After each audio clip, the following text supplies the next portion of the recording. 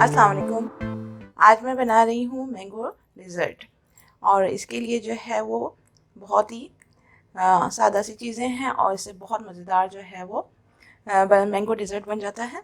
इसके लिए जो है वो मैंने केक लिया है। आप चाहें तो मैरी बिस्किट ले सकते हैं या फिर स्लाइस भी यूज़ कर सकते हैं। मैंगो मैंने इसको फाइन चॉप किया हुआ है और एक जो है वो मैंने रफली चॉप किया है। फाइन चॉप जो होगा वो मैं उसको लेयर में लगाऊंगी और इसकी जो है वो मैं प्यूरी बनाऊंगी। Milk 1.5 cup, cream 1 pack, sugar,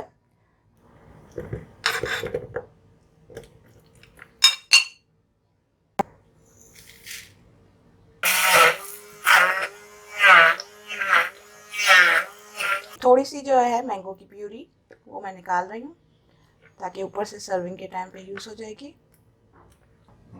अब इसमें मिल्क ऐड कर रही हूँ और क्रीम।